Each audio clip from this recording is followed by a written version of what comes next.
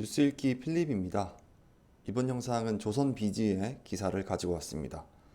양자 권위자인 김명식 교수님의 인터뷰 내용인데 전교 1등보다는 열정 있는 학생을 과학자로 키워야 한다고 하셨는데 내용을 한번 알아보도록 하겠습니다. 과학은 머릿수로 밀어붙일 수 있는 분야가 아닙니다. 규모가 작더라도 과학에 진정으로 흥미와 호기심을 느끼는 사람들을 뽑아서 키워야 합니다.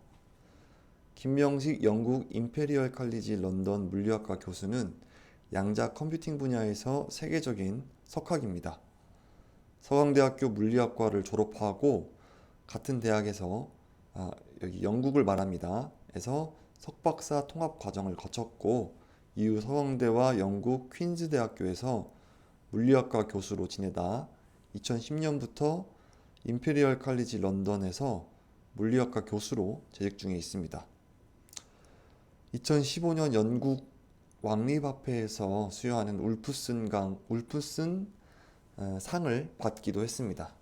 16년에는 호암상, 22년에는 홈볼트상을 받았습니다. 양자뿐 아니라 과학계 전체가 인력 수급이라는 어려움을 풀지 못하고 있다는 질문에 대해서 흔히들 과학은 어렵고 똑똑한 사람만 할 수 있는 분야라고 말하는데 그래서 과학 분야에 진출해 일하는 것도 학교에서 최상위권 성적을 받는 학생들만 가능한 것이라고 생각하는 경우가 많다. 하지만 단순히 높은 내신과 점수 그리고 화려한 스펙이 과학기술 인재의 조건이라고 말할 수는 없다. 더 중요한 건 학생에게 진정으로 과학에 대한 열정과 흥미가 있느냐라고 대답했습니다. 이런 학생을 찾기 위해서 면접 과정이 매우 중요하다고 합니다. 동료 교수들과 함께 만든 박사과정 센터가 있는데 여기서 공부할 학생을 뽑을 때 면접 과정을 거쳤는데 그 방식에 대해서 많은 고민을 했다고 합니다. 압박 면접처럼 어려운 문제를 계속해서 던지고 풀도록 요구하고 그렇게 하면 중간에 포기하는 경우도 있고 울면서 틀리든 말든 끝까지 풀고 나오는 학생들도 있다고 합니다. 선호하는 인재상은 울면서 끝까지 푸는 후자였습니다. 다음으로 국가 정책에 대한 질문이 나왔습니다.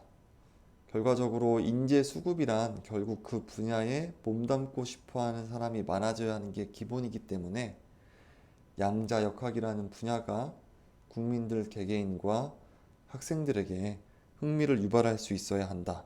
이를 위해 정책적인 홍보가 필요하다고 말했습니다. 다음으로 양자 기술에 관한 인터뷰 내용입니다. 가장 주목하는 분야는 양자 컴퓨터였습니다.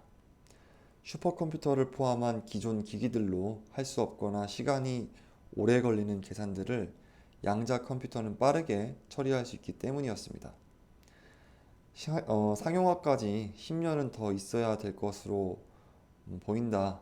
그리고 연구 현장에서 문제없이 쓸 수 있는 수준의 양자 컴퓨터가 나오면 그로 인한 변화는 상당할 것이다 라고 말했습니다. 양자 기술이 연구 현장이 아닌 대중들 생활에도 도움이 될 수 있는가 라는 질문에 대해서는 물론이다. 양자 기술 수준이 높아진다는 건 어떤 물질 구성을 이해하는 걸 넘어서 그 물질들을 원자 수준에서 컨트롤할 수 있다는 것을 의미한다고 밝혔습니다. 이는 지구에 묻힌 한정된 자원을 극한 수준까지 활용해 경제 성장을 훨씬 오랜 기간 이어갈 수 있다는 뜻을 의미합니다. 이런 기술을 현실에서 구현하려면 효율이나 안정성과 같은 것들을 확인하기 위해 시뮬레이션을 많이 거쳐야 하는데 이때 필요한 게 양자 컴퓨터였습니다. 앞서 10년의 시간이 상용화까지 필요하다라고 말했는데 그 이유는 성능이 좋아질수록 오류 가능성도 커지기 때문에 그 시스템 전체를 계속 발전시켜 나가야 한다고 말했습니다.